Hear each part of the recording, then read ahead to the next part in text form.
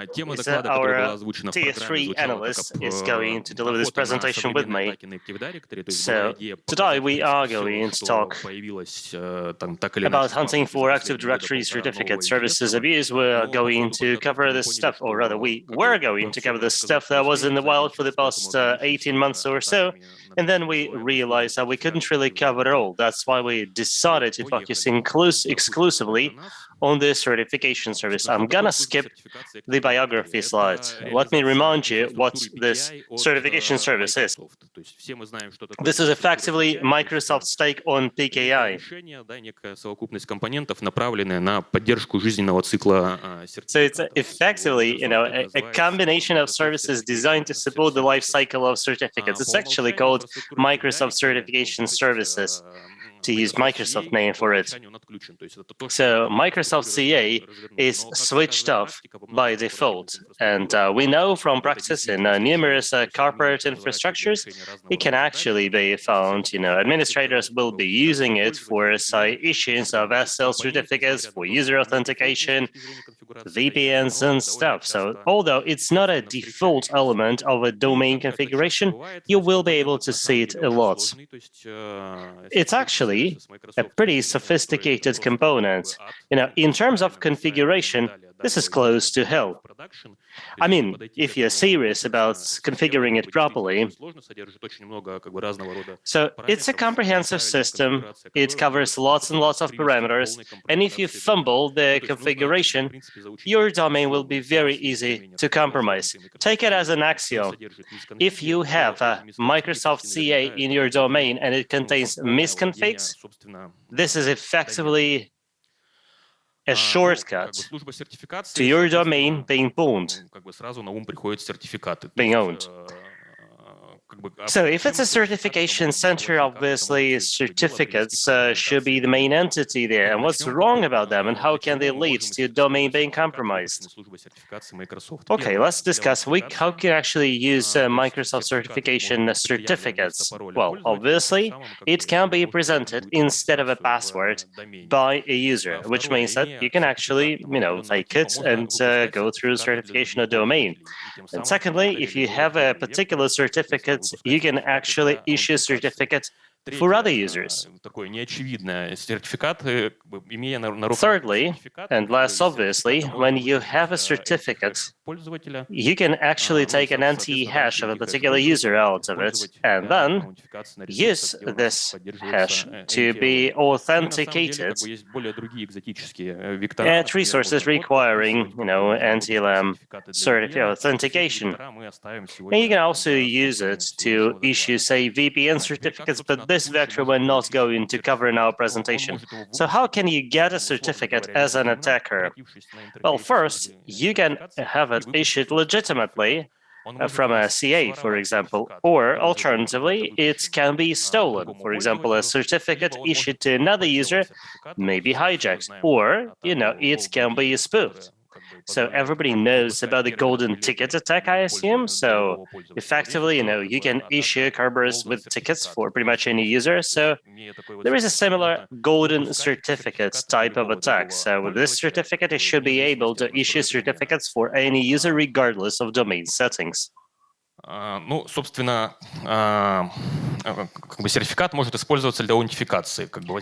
Certificates can be used for authentication. And this begs the question of what if I'm not using authentication, certificate-based authentication in my Windows environment? You should still be concerned about that. Like, even if you're not using smart cards for authentication, if you have CA running, in majority of cases, it should be possible to get authenticated using a certificate, even if you don't have a smart card. So if you have a certificate, you can actually send a query to the domain controller and get a TGT ticket from Kerberos. And then, with a TGT ticket, you should be able to wreak havoc in the system. If the domain, for one reason or another,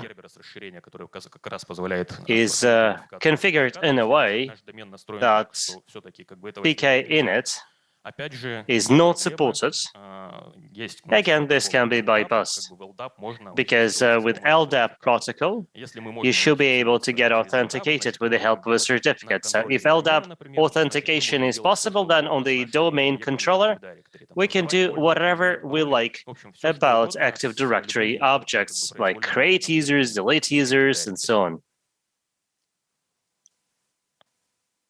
Так, что-то у нас тут поломалось.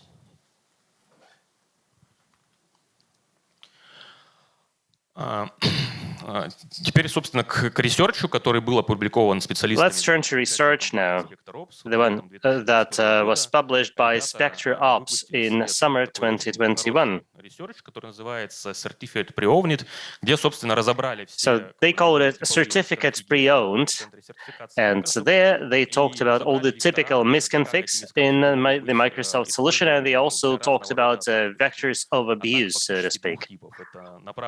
And they were mostly talking about two types of attacks: persistence attacks, like beta counter, persistence in the domain, or privilege escalation attacks. So when a non-privileged user can perform certain actions to become a privileged user. I absolutely recommend that you read this document. It's actually a long read, like 140 pages.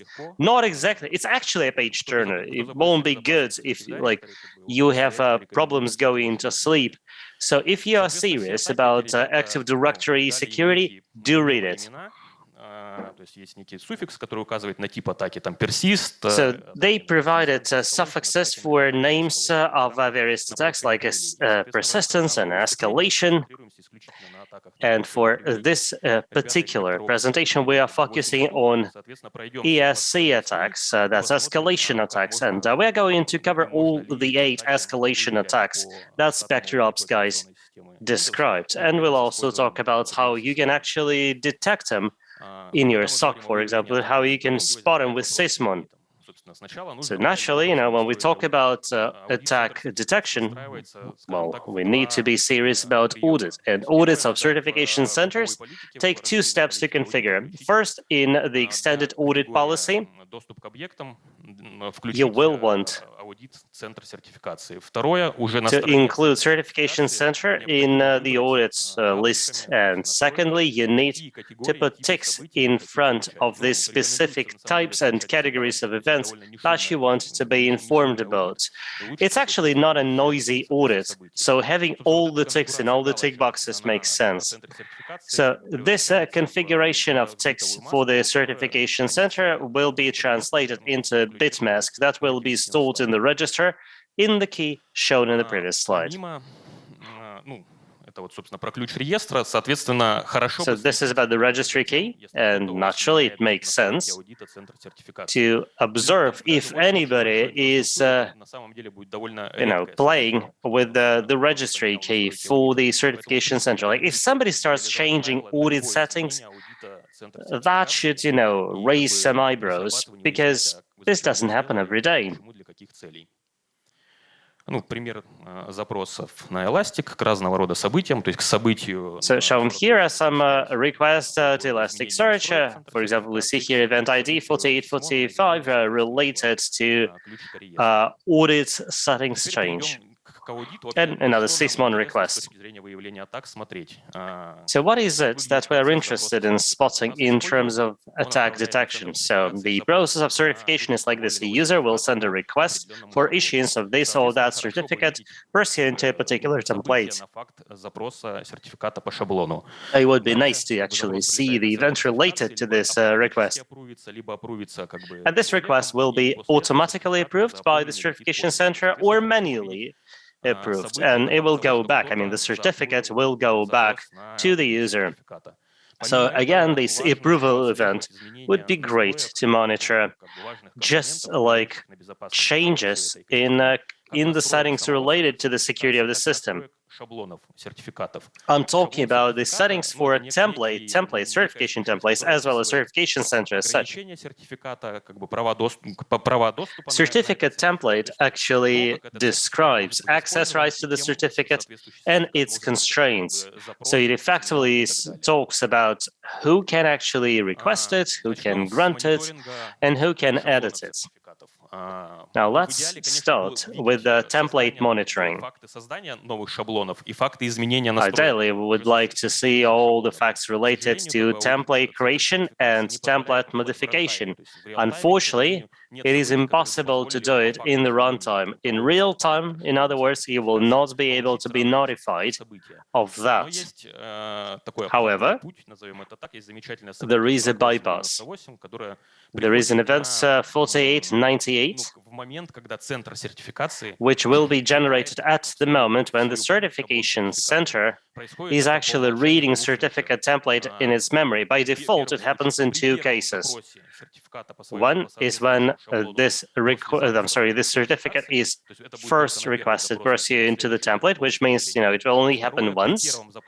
And second one is when it's requested for the first time after the certificate has been changed. So this event will actually contain a lot of useful information for discovering misconfigured templates that could be abused by attackers. We can actually increase the frequency of such events if we play with the configurations. There is a flag there, an edit flag in the bit mask. So we can add another bit there that will effectively make 4898 event be generated every time a certificate template is triggered, or at least after every start of the certification center. And it will be done like the counter will be separate for different certificate templates. So this time you will be getting more of these notifications. For example, every time the service is restarted. Now there are two events related to issuing of certificates 4886 and 87. Now, the developers who designed these events need spanking, really, because these events are really non-informative. For example, they do not contain the name of the certificate template. They do not indicate the user who requested the certificate. Like for detection, these events are pretty much useless. The only thing you get to know is that somebody requested a certificate and we don't even know which template it is. And yes, we also know that this certificate has been issued. But that's weird, isn't it? Given that in the database of the certification center, you should be able to find loads of information, including the process name, the name of the process that actually initiated certificate issuance. And, if it was, for example, requested through the web interface, then we'll also be able to find the user ID there. Why Microsoft didn't, expose it as event information is beyond me. And there will also be a notification,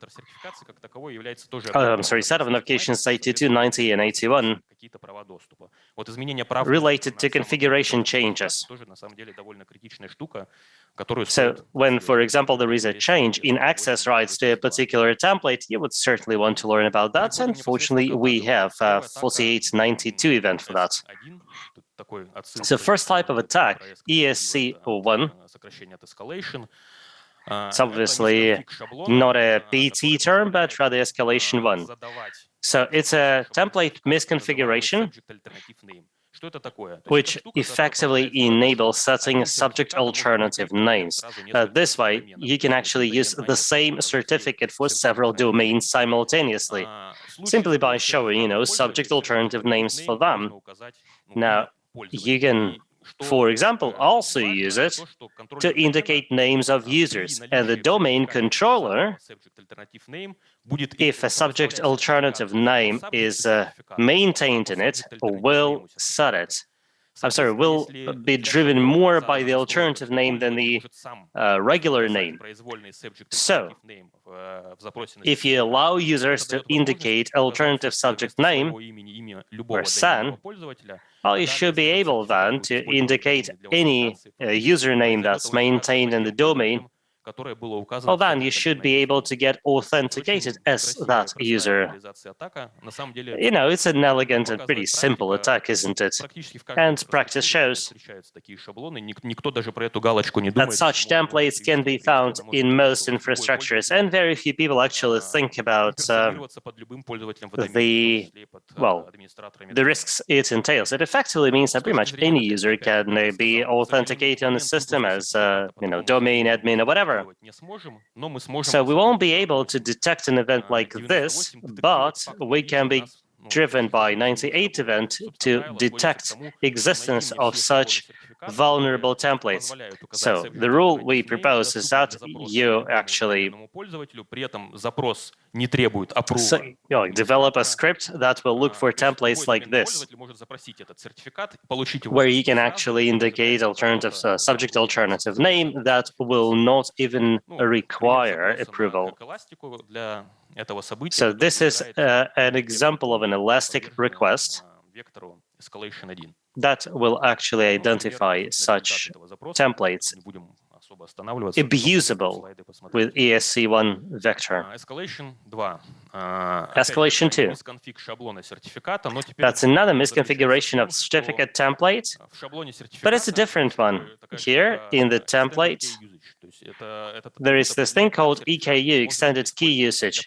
It's an attribute which drives how you can use certificate for authentication or for signing code. An ESC2 vuln is effectively that if you have a certificate template which is available to users without approval by any managers, and if it actually carries EKU, which is either empty or any purpose, well, this means that this certificate can be used for any purposes whatsoever, not just for code signing or authentication. The most interesting vector here is that you can actually use it to request certificates in the name of another user, which is like ESC3. So, for example, you can do it in the name of, say, enrollment agent. So a certificate which has any purpose in the EKU field can be used like this. So this way, you can obviously impersonate any other domain user. Detection is very similar here. We will be looking for templates related to event 4898, which have any purpose or empty empty value in the EKU field. So that was an any purpose EKU example, and this is a no EKU sample. So in the event, it will read like this: MS PKI signature equal to 0. And note this syntax here. It's not really a typo. This actually helps us see this misconfiguration is in place. ESC3 vector. We've covered it a little bit already. So if we have a certificate template available for issuance to any user, and the scope of the certificate has EKU certificate request, then a user should be able to obtain the certificate and issue certificates in the names of other users. This is effectively a subset of ESC2. By default,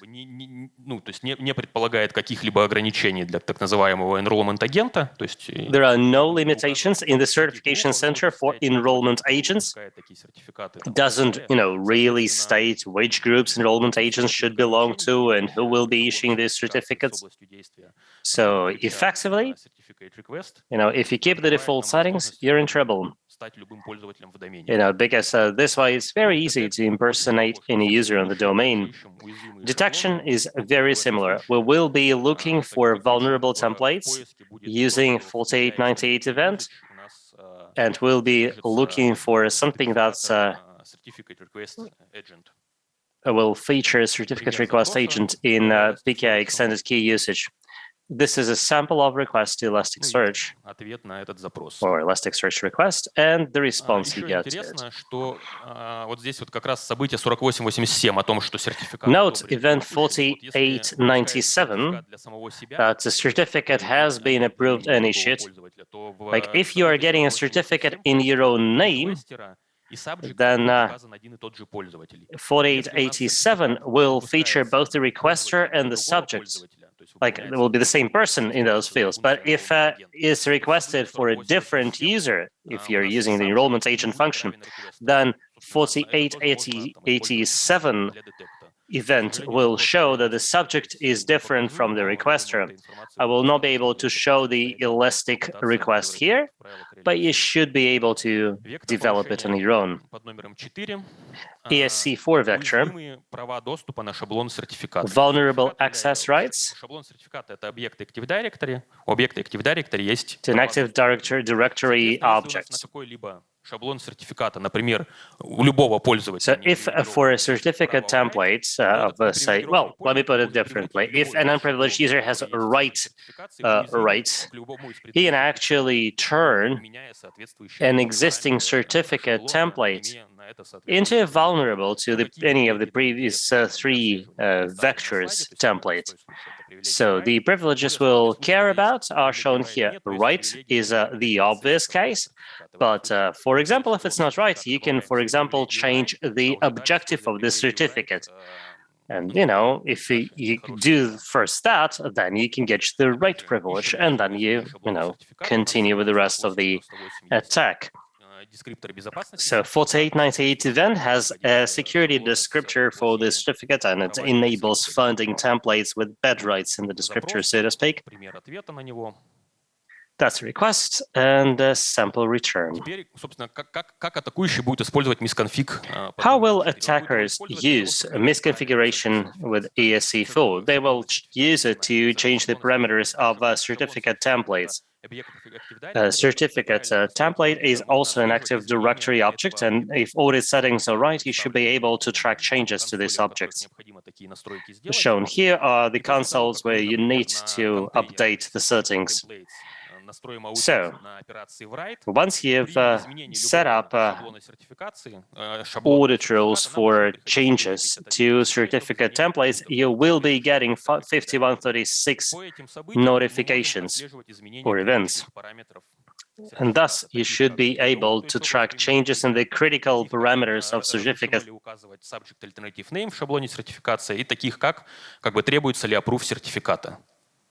То есть, все те параметры, которые приводят у нас там к escalation 1, к escalation 2, либо к escalation 3. Тут пример, что вот в случае, например, параметров, которые там можно ли указывать subject alternative name, либо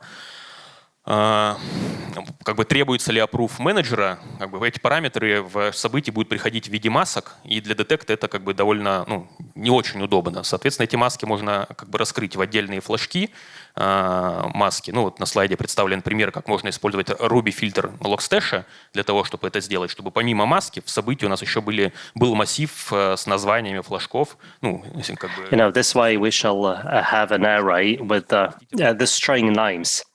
And this way it will be easier for us to change the correlation rules. And besides the 5136 event, there will also be event 4899.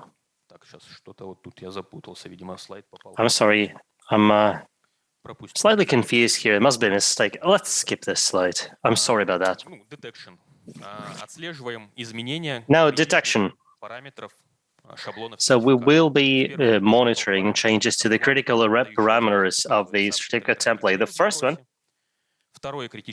is the flag that allows you to indicate subject alternative name. The second one shows if there is any need for managerial approval for certificate issuance. And the third one is related to the scope of the certificate. So if it is, for example, any purpose or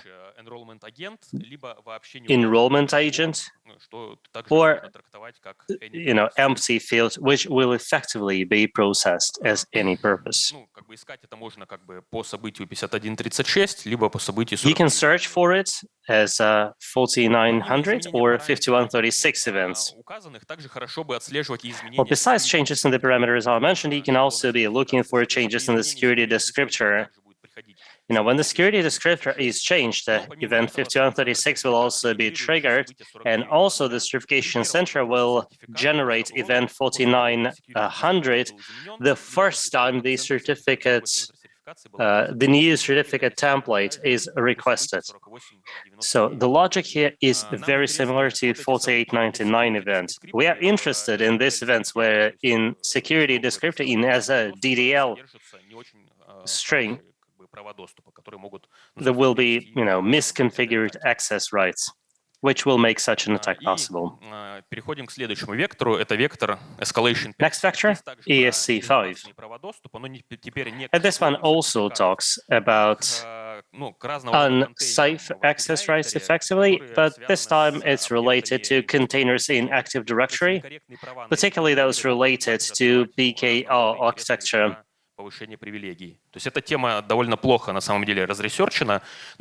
This is something that has not been properly researched, in my opinion, and possibly the most interesting vector here is like this. So there is an object called anti-auth certificates, which contains entry for CAs, whose certificates can be used for authentication on the domain. If the attacker can change attribute certificates there, they should be able to, bring their own certificates there and then issue certificates to users and, use them on the domain. It's a pretty robust way of ensuring persistence, and few people probably will understand how to spot it. Like, you can reset passwords for users all the time, every quarter or whatever, but the attacker will continue having access to the domain. 5136 event should help you in detection. In fact, you would want to track all changes to such an object. In any case, they don't happen often. That's why there will be little noise. Samples of request and return. So 10TO certificates, there are other objects here. Next one is escalation 6, and let me hand it over here. Всем еще раз доброе утро. Продолжим со следующего вектора. Good morning. Атака заключается в том, что на центре сертификации может быть ASC6 attack is such that a flag can be set up called EDTF, attributed subject alt name 2, which will make sure that, you can actually establish subject alternative name even if, send flag initially was not maintained at all. And this is indeed very, very dangerous. Даже неуязвимых шаблонов к вектору escalation 1. В целом суть та же самая. I mean, you can actually do it even if the template is not vulnerable to escalation 1. Здесь проблема есть в том, что данная техника The problem here не отражается в событиях. Is that this technique will not generate any events. Like if a flag is established like this, there won't be any mention of it in the log. However, when an attacker does a discovery, starts looking for the state of these options, and this is something that can be found in the mask in the registry, this could be spotted. Next escalation vector is around vulnerable certificate authority access control. So the certificate certification agency таким образом приведя к тому, что непривилегированные may have settings that will make it vulnerable so that an unprivileged user will get expanded rights. Managed CA and managed certificates are the ones we care about. Managed CA option effectively enables the user to configure the certification agency, and you can effectively set all sorts of options here, but the easiest thing to do is to set this flag for subject alternative name 2 for a certification agency, and then, restart it remotely if you have the rights for managed CA. After that, you should be able to do escalation 6 attack. If the attacker gets access to an account that has those rights,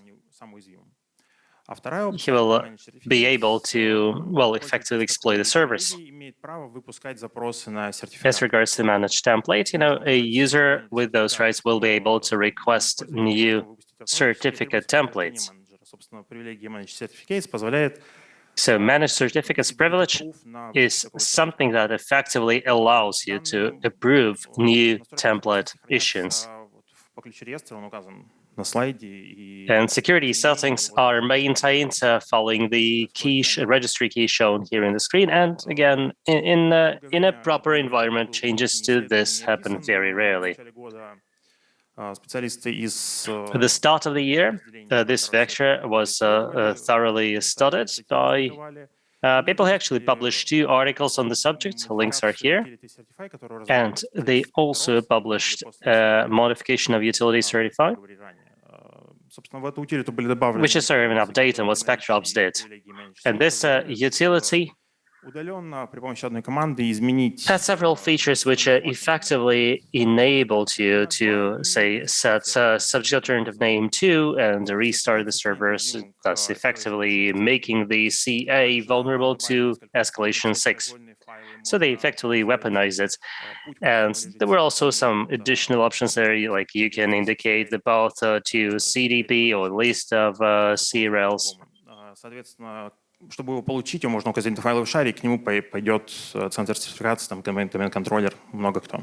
So that the domain controller and CA would effectively follow this path, spoofed as it is.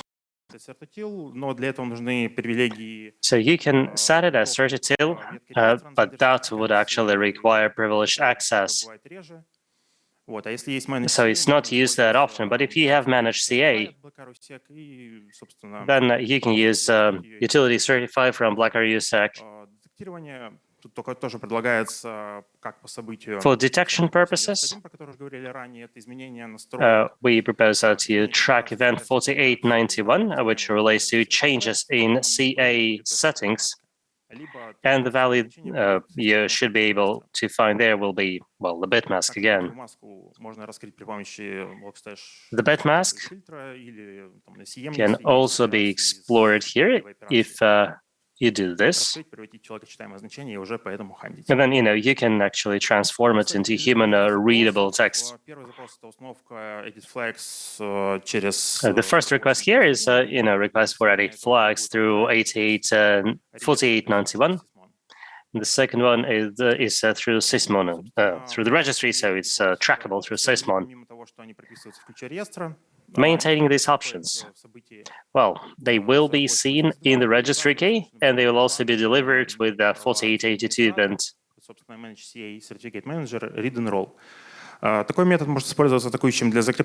This method can be used by attackers in order to persist in a compromised system. And going forward, if all accounts are taken away from the attacker and all passwords are reset, they will still be able to get hold of an account and misconfigure the CA and again mount all the attacks we've been talking about. So it can be monitored if you look for event 4882, and shown here is an example of a request for extended rights in public groups. But in fact, you may want to track all changes in 4882 because they don't happen often. Next slide. shows a particular security descriptor, and with sysmon, you should be able to track changes. One of the most interesting vectors is ESCA8 NTLM relay to the endpoints, HTTP endpoints. So at the certification center, several additional options can be configured so that web services are in fact used by users to request certificates as opposed to CLI. By default, the HTTP protocol will be used, and NTLM is used for authentication. There have been lots of attacks lately against NTLM relay. So it could be domain controller or some other workstation. So we can actually, direct it to the certification center, and then we will request pretty much any certificate template.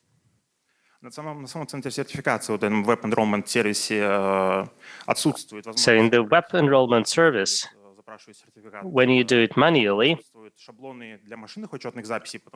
there are no templates for machine-level accounts because we don't really expect them, to use web services and NTLM relay to request certificates, because they use auto-enrollment. So you can effectively generate a CSR, signing request, send a random name, and it will probably work. And if we check out the access log for events, we'll see that when NTL mode authentication, it will show, for example, DC $, which is obviously a machine name. So this should be red flagged.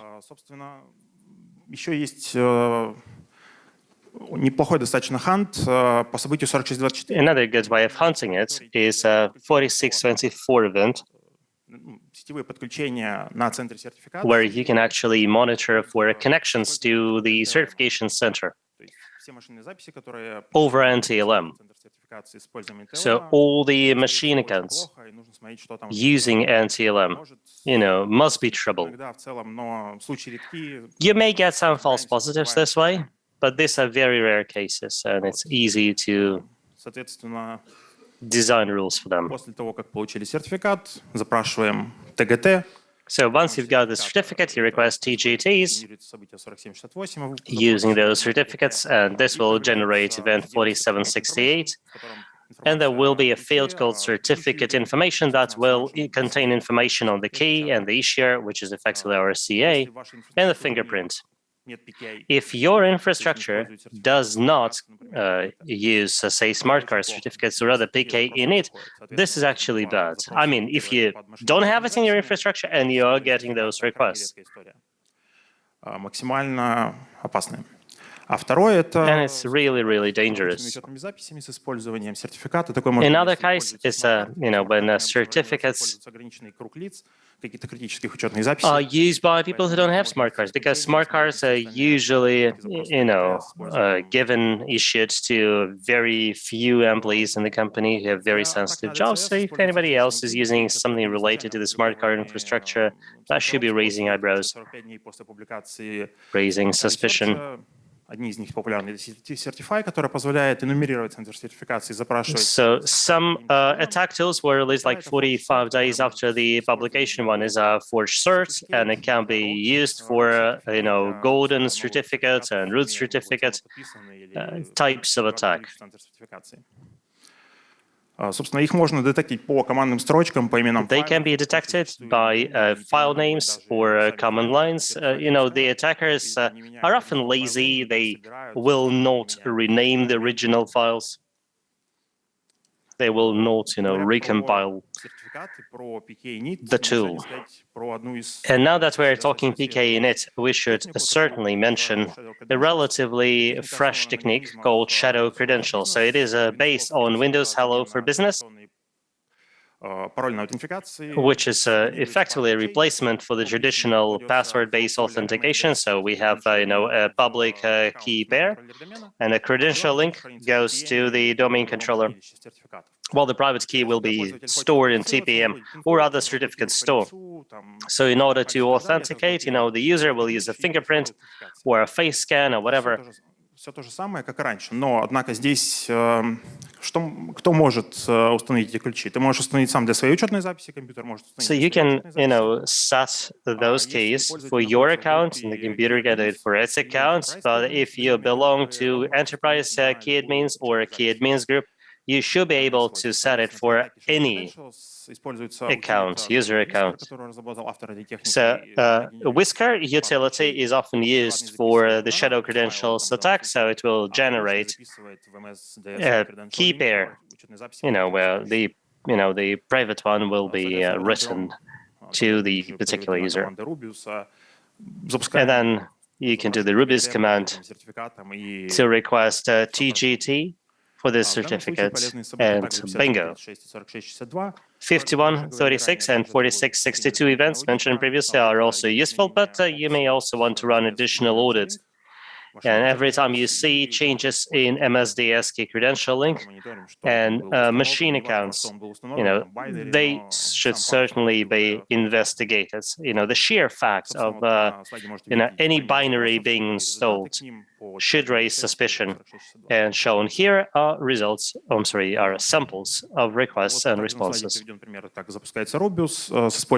Shown here is the start of Rubis using an issued certificate, generating a TGT ticket that can be turned into Kerber and used. So you can note here that certificate issuer name is WS dollar, which means that it was signed and issued for this particular workstation. And you can also check if the same name is maintained in the certification center. 10 days ago, a new vulnerability was published, and it leverages all the old vulnerabilities in certification centers. The idea of this vuln is as follows. When a user requests a certificate, the name to which the certificate is issued will be coming from the VN. But if a machine user is requesting it, DNS hostname field will be used instead. So the nature of this technique is that we either create a new account with a pre-configured DNS hostname of the domain controller or any other host, or we will change it for an existing account. It could be, say, a computer or a subsystem account. In order to change DNS hostname, we'll need to change service principal name and only keep just several fields in it. Otherwise, there will be mistakes and the controller will not be able to change it. But if you remove the hostname and then you write DNS hostname, the workstation will have a new DNS hostname. And after that, you request a certificate, you go through authentication, bingo, you're in. So 47, 71, and 72 should be, 41 and 42, are the events to look for. If your SIEM allows you to compare fields, you can actually compare the requester, so to speak, to the hostname. And that is obviously a shortcut to all the attacks we previously described. While we were preparing for this particular report, we also found an interesting feature of the certification center. The center uses two types of modules, policy modules and exit modules. A policy module is a DLL library, a COM object, which processes incoming requests and checks them for compliance with policies, can change them and modify them, and can, for example, suspend issuing a certificate and ask the request managers who come in, regardless of whatever the template says. And the exit module is also a COM object, a DLL library, сертификат какой-то выпущен был. that will take the control over when a certificate has been issued, for example, or when a serial list has been published. So after a particular trigger, Собственно, если зайти в настройки центра сертификации и зайти в and раздел in the settings of Certification Center, you will find exit modules and policy modules. There will be an interesting button there called Add, so you can actually recompile or add a new module, and you can actually upload it with the regAS VRT32, and then it will be available for choosing. Well, the problem is that you can only have a single policy module in the Certification Center, so if you choose your own and you delete the default module, it probably will stop working, but you can have as many exit modules as you want, and you should not really switch up the default module because it's responsible for CRL publication as well as writing public keys of certificates to AD. This slide shows information on exit modules that was, compiled and written to the memory. This slide shows excerpts from the registry. So this is the exit module in the configuration of the CA. So you can find its CL seed by its name, and then you can find the related library. The path can be local or UNC. So, for example, the attacker may be attacking, say, from a file share. So this DLL library will be uploaded to CRT-Exe and then will be running with the system rights because Certification Center has this kind of rights by default, which means that the attacker can use this vector to gain persistence, and it will actually be able to execute its code. Whenever the Certification Center is doing something, it can be done by a trigger, for example, publication of CRL, issuance, or revocation of a certificate. So it's a new persistence vector. And if you haven't heard about it, finding it is extremely difficult. It can be detected with the 4891 event, which corresponds to change in CS settings. Shown here is the actual exit module. So it is actually showing that right now we are running two modules there, the default one and our evil module. So we need to be monitoring with the sysmon and the right key. So it's binary, you won't be able to read it just like that, but it should not be modified at all. And shown here are the hunt results from sysmon and 4891. This is it for us. Thank you very much.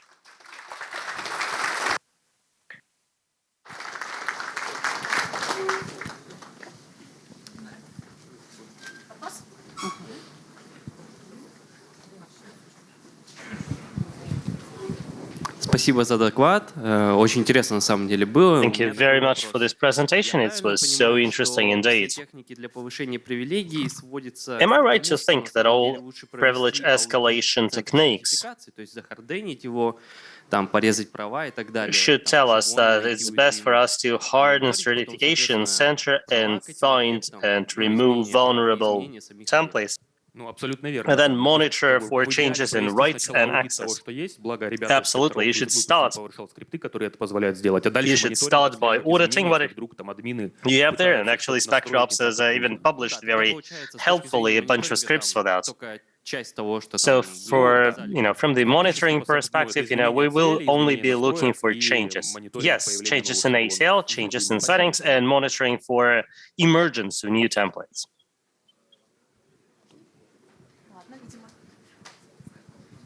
Добрый день. Насчет альтернатив. Есть в сети примеры, как можно с помощью самбо examples online showing Подскажите, в современном мире есть how you can use SAND in order to reconfigure domain controller. But what are the real alternatives to Active Directory? Well, we wouldn't really find issues like this, like NetWare, for example, was pretty prevalent 20 years ago. Well, you're absolutely right. There is Samba and Open LDAP.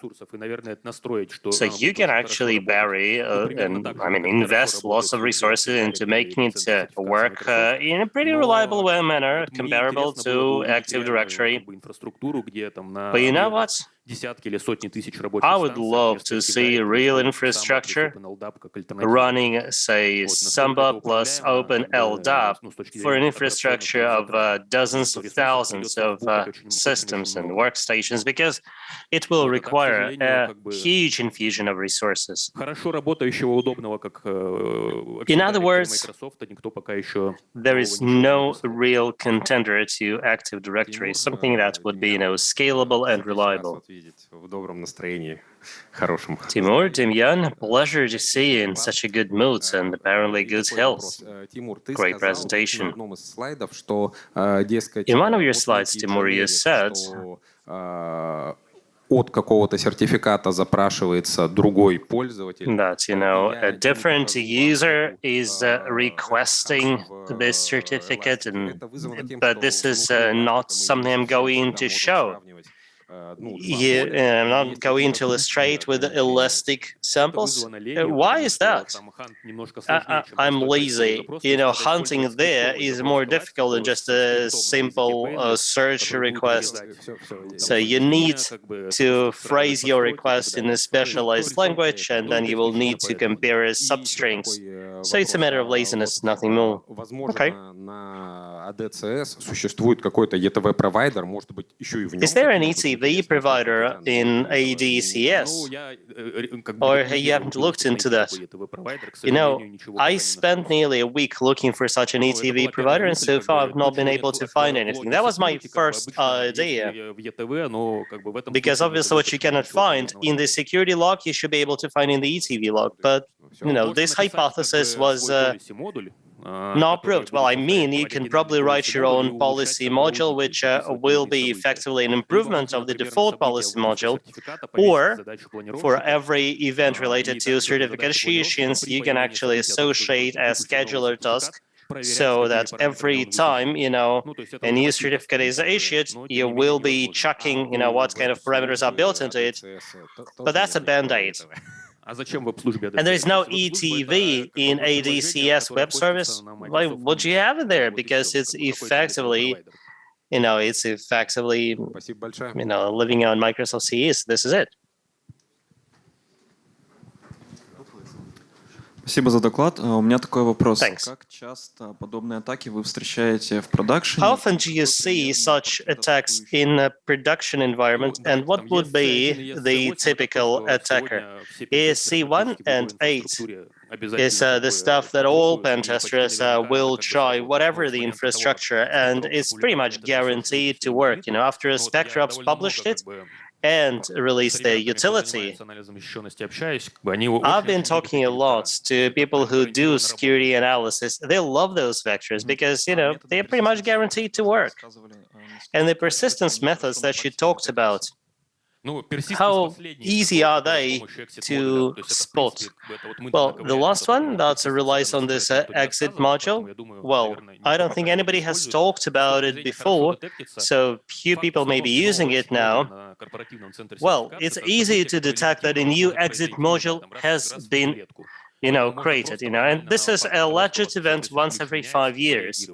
So if you see that this registry key is changed, well, you should be able to react to that. And as regards golden certificates and related stuff, it will be more difficult.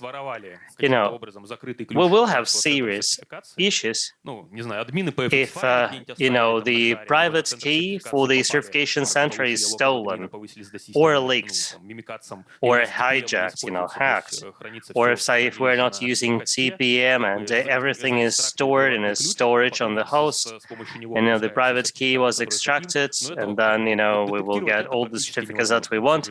Detecting this stuff is nearly impossible. It will be better to thwart the attack at the stage of stealing the key. If the key has been stolen, so there are very few ways of defending against it further. So, for example, if the attacker has issued themselves a key with a spoof cert, it's very difficult to spot it, unless you actually have the IDs of all the certificates maintained in your SIEM system and compare it to event 4896. That's the only thing I can think of at the moment. Спасибо большое.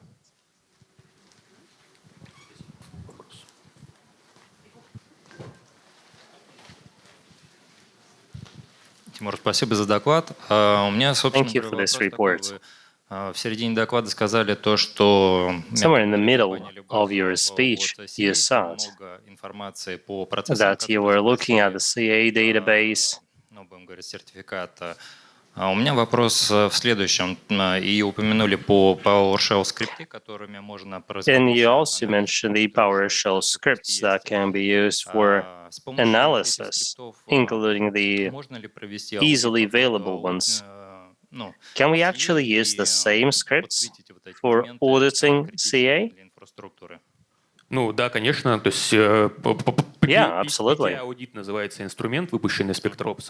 The tool released by SpectraOps is called PKI Audit, and it looks for all these misconfigurations. We actually had this idea that, if we have time, we should be able to rewrite it so that you actually put it in the scheduler, so that it is going to generate a custom event in the Windows NT log, which will then be crawled by SIEM. It won't be difficult, really. It will take a couple of hours, and it will already make your regular audits much better.